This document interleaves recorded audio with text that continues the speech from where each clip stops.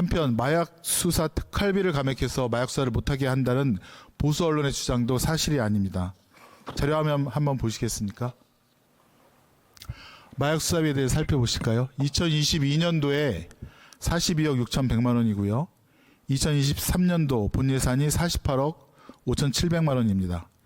내년 마약 수사비는 법무부 요청대로 83억 1,200만 원입니다. 35억을 증액해 주었습니다. 총리 자료화면 좀 보세요. 보이고 계십니까? 그 세부 내용 중에는 가상화폐 추적 장치 지원 예산 4억 4천만 원, 또 마약류 휴대용 탐지기 도입 예산 17억 원, 마약 수사 업무 추진비는 5억 7천만 원이나 증액시켜 주었습니다. 마약 청정국을 유지하기 위해서 법무부가 노력하겠다고 하는 점을 국회에서도 승인을 해준 것입니다. 자, 그러면 저희가 이 특활비에 대해서 갑자기 2024년 예산안 임박해서 자료를 요청한 것도 아닙니다. 자료화면 보시기 바랍니다. 빨리 읽어드리겠습니다. 박영진 의원이 2023년 7월 17일 검찰의 특활비 집행력 관련해서 집행지침과 관련된 부분 자료를 제출해달라고 요구했는데 일절 대응이 없고 아무런 자료도 제출하지 않았다. 그 다음에 2023년 7월 26일 검찰 특활비 관련해서 검찰 자체 집행지침을 요구했습니다. 자료 제출이 가능하면 좋겠고 필요한 부분은 가려도 좋다라고 요청을 했고 한동훈 장관은 검토해 보겠습니다라고 답변을 했습니다. 다음 자료 화면입니다.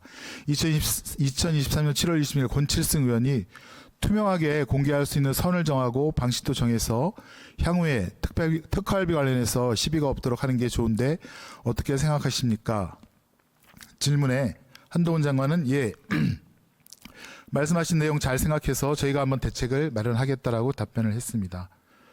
우리 의원실에서도 저도 2023년 7월 26일 특활비 공개가 당장은 수사기밀 때문에 어렵다면 예컨대 사용하고 나서 3년 후에 공개를 한다든가 그런 방식까지도 제안을 했고요.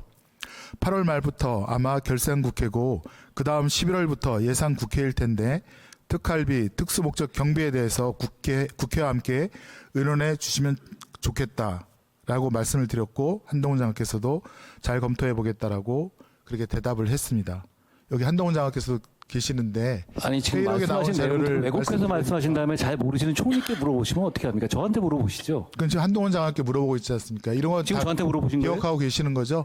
위원님, 틀리지는 않을 겁니다. 위원님, 지금까지 몇 달 동안 있었던 진행 상황 하나도 반영하지 않은 상태에서 지침 얘기 나오는 거 저희가 제출된 거 하나도 얘기 안 하는 상태에서 마치 5, 6개월 전 얘기를 하시면 어떻게 합니까? 저희뿐만 아니라 법사위원들이 법사위에서 이렇게 안 받은 했잖아요. 것은 특활비 집행 지침을 요약한 2장의 사본뿐입니다. 전 정권이 내지 그거는 않았던 것을 제가 낸 거죠? 장관께서도 잘 알고 계시지 않습니까? 전 정권이 내지 않았던 것을 저희가 집행 지침 딱 약속드린 것이죠? 2장입니다. 예, 잘 들어보세요. 자, 그럼 기밀성 때문에 지금 특활비를 안 내고 있는데 위원님, 지금 법사위에서 자, 나왔던 좀 논의들 들으십시오. 하나도 지금까지 없었던 총리님. 걸 다시 말씀하시면 어떻게 합니까? 회의록까지 제시하면서 저기 화면에 띄웠는데 7월이요, 7월. 한 번도 제시한 바가 없다니요. 그런 말씀하지 무슨 마시고요. 말씀이세요? 7월 총리님. 7월 걸 지금 11월에 얘기하시면 어떻게 하겠다는 의원님. 거예요? 자, 좀 들어보십시오. 자, 그럼 수사 기밀을 국회에 특활비 자료를 제출하면 수사 기밀이 유출이 됩니까? 수사 기밀 때문에 그러니까 국회에 예산 심의 자료를 못 내겠다고 하는데 수사 기밀이 어떻게 어떤 정도 유출하는지 신뢰를 제가 한번 들어보겠습니다. 저한테 질의하신 쌍방울 거예요? 한번 사건 보실까요? 다 의원님. 들으시라고 하는 겁니다. 의원님 지금까지 자, 총리님 한번 좀 들어보십시오. 지금까지 질의드리겠습니다. 아니 의원님께서 쌍방울 사건 한번 보실까요? 의원님께서 보고를 들어보십시오. 해주셨는데요. 예, 총리님 한번 들어보십시오. 전체적인 통계에 쌍방울에 통계에 자문 대한 변호사나 사내이사 중에 통계에 대한 검찰 출신이 몇 확실성도- 명인지 아십니까? 아니 저 총리님. 통계에 대한 확실성도 쌍방울에 이런 누군가가 좀 검증을 해야 되고요. 들어보세요. 예. 네, 그러니까 질의 속에 또 총리께서 그 의문 가진 것에 대한 답변이 아니 있습니다. 그러니까 그 들어보세요. 문제에 대해서는 위원장님 제가- 좀 질의할 수 있도록 제가 우리 좀 한동훈 이제 장관이- 잠깐만 시간 좀 멈춰 주시죠. 아니, 지금까지 쭉 말씀을 예? 해주셨으니까 시간 좀 멈춰 주세요. 이제는 제가 한동훈 장관으로 하여금 시간 좀 멈춰 의원님께서 주세요. 주장하신 것에 대해서 아니 제가 해명을 다 좀 반박할 수 있는 하고 것도 총리께 그리고 듣는 게 물어보시면서 예의일 것 마치 그냥 같습니다. 전제로 얘기하시면 어떻게 해요? 아니 한동훈 장관으로 하여금 답변을 좀 하게 해주세요. 아니 몇 달 전 얘기를 쭉 총리님한테 말씀하시면 어떻게 합니까? 지금 진행된 법사위 상황 하나도 반영 안 된다는 말씀을 하시는 거잖아요. 자, 총리께 제가 잠깐요, 잠깐. 특활비에 임하는 국민들 적극적으로 해달라고 요청을 김 했다는 의원님, 잠깐만. 말씀부터 드리지 않았습니까? 김 의원님 잠깐. 그 기왕 신 김에 왜 법사위에서는 이렇게 얘기 안 하셨어요? 잠깐 계세요. 뭐 여태까지 잘해 오셔가지고 막바지에 또 그러세요. 좀 잠깐만 기다리세요. 뭐 아무것도 아닌 것 같고. 자, 충분히 시간 다 드리고 또 우리 박 장관님도 또 이따 드릴 거니까 걱정이 마시고 질의하실 위원님 말씀 듣고 하세요. 부족하면 제가 시간 드릴게요. 질의하세요. 이제 충분히 드립니다. 수사의 기밀은 특활비 사용 내역을 국회에 제출해서 기밀이 유출되는 게 아니라 검찰 내부에서 수사 기밀이 유출되고 있습니다. 그 신뢰가 쌍방울 사건입니다. 수원지검에서 쌍방울과 김성태 회장에 대한 강제 수사가 임박할 무렵에 쌍방울의 자문 변호사 사내 이사로 있는 특수부 출신 검사분들이 사내 이사나 자문 변호사로서 수원지검 검찰 수사관으로부터 수사가 들어온다, 압수수색 들어온다, 신병에 대한 조치가 있을 거다라는 정보를 미리 입수하고 그거를 쌍방울에 알려서 쌍방울 관련 계열사들이 증거를 인멸하게 하고 김성태 회장은 외국으로 도피하고 그런 일들이 벌어졌고 그것이 나중에 쌍방울에 대한 압수수색 과정에서 수원지검 검찰 수사관이 쌍방울 자문 변호사 사내 이사였던 특수부 출신 검사에게 수사 내용과 강제 수사 그런 내용들을 알려서 알린 자료들이 변호사 아니에요? 나왔고 그래서 지금 기소되어서 처벌받은 그런 신뢰도 있습니다. 검사가 아니라 변호사잖아요. 뿐만 아니라 그렇죠? 서울중앙지검 예전에 마조부라고 있습니다. 유흥업소라든가 오락실 이런 그런 업소들을 단속하는 기관인데 유흥업소 사장이라든가 오락실 사장들은 마조부 검찰 수사관 한 명이라도 인맥이 닿으면 연을 만들려고 합니다. 그래서 단속이 뜬다라고 하면 미리 정보를 입수해서 가게문을 닫거나 도피를 한다고 합니다. 수사기밀의 유출은 내부에서 일어납니다. 국회에 지출증빙 자료를 제출했다고 해서 특수활동비의 기밀성이 유출이 되는 게 아닙니다. 총리께서는 정확히 인지를 하셔야 됩니다. 그 문제에 대해서는요. 자, 그럼 우리 이제는 분명히 네. 우리 주무장관인 한동훈 네. 장관의 답변을 제가 질의 들으실 끝나고 때가 됐다고 답변을 생각합니다. 자, 답변 드릴 수 있는 드릴까요? 시간을 드리겠습니다. 아까 검사가 유출했다고 자, 했습니까? 그러면 변호사 국회 아닙니까, 그거? 심의를 왜 우리가 강화해야 되는지 자료 화면 한번 보시죠. 지금 이게 특수활동비 항목별 내역과 그다음에 예산안, 그다음에 총액인데요. 총리님 이런 예산안 처음 보시지 않았습니까? 저 숫자에 대해서는요. 저는 전혀 동의를 해드릴 수가 없는 숫자입니다. 자, 그렇습니다. 2022년, 제가 모르기 때문입니다. 2023년, 그러니까 요 문제는 2024년 요 문제는- 안까지 요 자, 보십시오. 문제는 항목별로 의원님 1,000원 단위까지 똑같지 요 않습니까? 문제는 단위까지 저한테 요 문제는 물어보면 자, 저 밑에 한동훈 장관으로 하여금 답변 드리고 그러니까 보시라고요. 지금부터는 저는 보시라고요. 답변을 거부하겠습니다. 예, 답변하지 마세요. 보시라고요. 2022년, 2023년, 2024년 공공수사 수사비용 똑같고 마약수사 수사비용 똑같고 형사부등 수사 지원 비용 똑같습니다. 이게 다 특활비입니다. 어떻게 이럴 수가 있습니까? 그 앞에 보십시오. 그래도 문재인 정부에서는 2022년도 금액, 2021년도 금액, 또 문재인 정부가 세운 2022년도 금액 다 틀립니다. 조금씩 감액되어 의원님 왔습니다. 그 이유를 법사위에서 예? 설명드렸잖아요 다. 그리고 나서 여야 합의로 이루어진 거라고 말씀드리지 않았습니까, 그 2023년, 2024년까지 금액이 1,000원 단위까지 아니 똑같습니다. 법사위에서 다 해결된 얘기를 이게 여기서 어떻게 말이 총리한테 이렇게 됩니까? 그 전 단계 얘기를 드리면 어떻게 합니까? 이게 해결이 됩니까? 저런 거 보고도 자, 제가 답변 국회가 드리잖아요. 심의를 못하니까 아니, 액수를 지출 증빙 줄이니까 자료가 여야 없으니까 합의로 저런 저렇게 한거 예산안이 아니에요? 나오는 거 아닙니까? 그래서 우리 국회에서는 꼭 심의를 해야겠다는 겁니다. 의원님 그 설명 들었던 것이잖아요. 바로 어제, 그제. 다음 자료 화면 보십시오. 설명을 들으면 우리가 다 납득하고 승인한 건 아닙니다. 납득하셨다고 해가지고 자, 넘어갔던 건 자료 아니에요, 화면 그때? 보십시오. 특활비를 사용하는 법무부와 경찰의 입장이 틀립니다. 방법이 틀립니다. 한동훈 장관은 법사위에서 특활비에 대해서 그 지급이 일선에서 내가 얼마 했으니까 특활비 달라 이렇게 운영하지 않지요. 저건 정기 배정을 어느 말씀드린 부서에서 거고요. 특활비를 저렇게 달라고 잘라가지고 저건 무슨- 아래에서 요청을 합니까? 그것은 한 목적성과 목적의 필요성에 따라서 이렇게 얘기를 합니다. 즉 위에서 특활비를 정해서 내려준다는 그런 취지인 것 같습니다. 윤희근 경찰청장께서는 얼마 전 예결위에서 이렇게 대답을 합니다. 예, 맞습니다. 수사 부서 등에서 수요가 있는 경우에 집행을 하고요.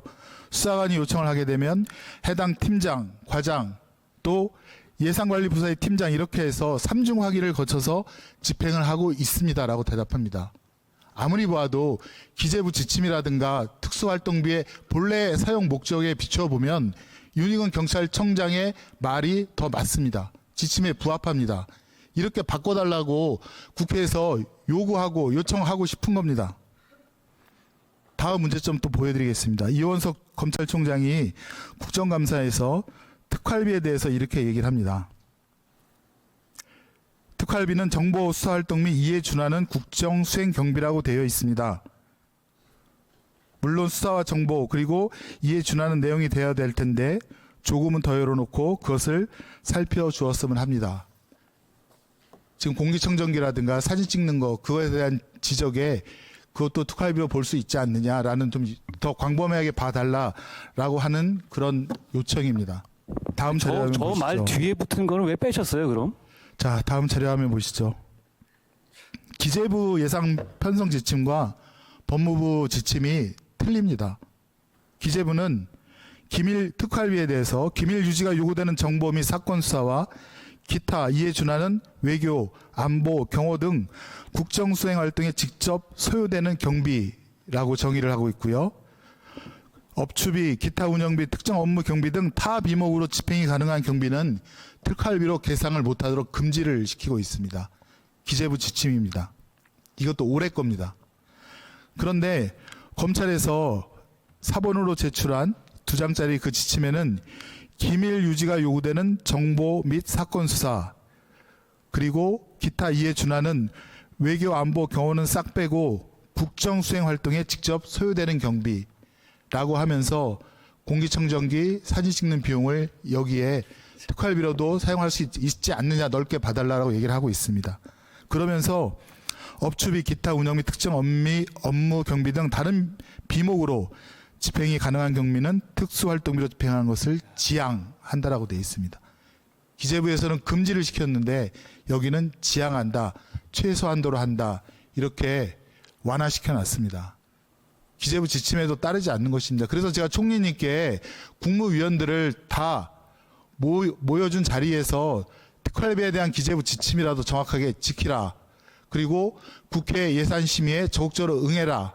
그래야 국회가 특활비가 제대로 사용되어 있는 것을 확인하고 증액이든 감액이든 할 수 있는 거 아니냐. 그 말씀을 해달라고 제가 올해 8월 30일 날 그 요청을 드린 겁니다. 법무부의 모호하고 안일한 태도가 국민의 의혹을 자꾸 불러일으킵니다. 이를 해소하고 세금을 아끼는 것은 우리 국회의 당연한 책무입니다. 국회가 특활비 사용 실태를 점검하기 위해 자료를 요구하고 또 자료 제출을 하지 않은 특활비에 대해서 국회로서는 도저히 예산을 줄 수가 없어서 깎는 것인데 그것이 그렇게 큰 문제입니까? 그것이 야당 원내대표의 갑질입니까? 그렇지 않지 않습니까? 총리님 어떻게 저한테 생각하십니까? 물어보신 거죠, 지금? 총리님 어떻게 생각하십니까? 지금까지 의원님의 그게 말씀은요, 갑질입니까? 지금까지 의원님께서 말씀하신 거를 들어보니까 이거는 뭔가 대화를 통해서 국민들이 이 문제를 총리님. 확실히 이해하도록 대화가 서로 아니라 간의 대화를 질의와 총리께서 답변을 통해서 알리고자 하는 것 같지 총리께서 않습니다. 계신 그 구총리 기재부의 너무나 지침입니다. 너무나 의도적으로 지침에 따라 하시면 의도적인 말씀을 됩니다. 하시는 것 같아서 저는 답변을 드리지 않겠습니다. 예, 알겠습니다. 원하신다면 제가 답변 드리겠습니다. 한동훈 장관으로 하여금 답변 드리겠습니다. 예, 답변 민주당은 드리겠습니다. 민주당은 국민이 부여한 국회의원 역할을 다할 것이고요. 여기는 대정부 질문입니다. 대국회 질문이 아닙니다. 그리고 부별 종합심사를 한꺼번에 하는 이유가 있습니다. 부처에서 충분한 토론이 이루어졌다 하더라도 다른 부처와의 연계성은 어떻게 되는 건지, 내각을 통할하는 총리의 입장은 뭔지 당연히 물어볼 수 있습니다. 총리 기분이 안 좋거나 총리가 숙지하지 못했으면 관계부처 장관으로 하여금 답변을 하도록 하는 게, 유도하는 게 그렇게 맞는 답변 태도입니까? 그러려면 거기 뭐하러 앉아 계십니까? 당연히 부처의 현안에 대해서, 이해관계가 충돌하는 문제에 대해서 종합하고, 그리고 총합해서 의견들을 조율해서 정리된 견해를 가지고 나와서 국민을 대표하고 있는 국회의원들과 토론하는 게 총리의 역할입니다. 그래서 총리께 질문을 드리는 거고, 그만큼 예우해 드리려고 노력하고 있는 거고, 때에 따라서는 장관의 견해가 그렇다 하더라도 좀 다른 각도에서 종합적으로 파악하고 있는 총리의 견해가 무엇인가에 대해서 우리들은 궁금하고 국민들 역시 궁금합니다. 그런데 각도가 좀 달랐다고, 서로 근거가 달랐다고 해서 그 질문에 대해 답변하지 않겠다. 이게 어떻게 국회를 존중하는 태도입니까, 총리? 이게 어떻게 국회와 토론하겠다는 자세입니까? 그리고 당연히 이 자리에 나왔을 때는 양평 고속도로니 아니면 국방의 중요한 문제든 법사위의 중요한 문제든 당연히 숙지하고, 이것을 어떻게 통합 조정할 것인가에 대한 의견을 가지고 나오는 것이 총리의 당연한 역할과 책무인데, 마치 모르는 게 당연하다는 듯 그런 걸 왜 나한테 물어보냐, 특정한 의도성이 있는 거 아니냐, 장관하고 토론해라. 그러면 그 자리에 간 적이 계시지 마십시오. 그리고 위원장님도 회의를 원활하게 진행하시고 존중해 주시는 건 좋습니다만, 저렇게 불성실한 내각의 태도에 대해서는, 그 답변 태도에 대해서는 명확하게 좀 엄중하게 지적해 주시고 회의를 좀 매끄럽게 이끌어 주셨으면 하는 바람이 있습니다. 이상입니다.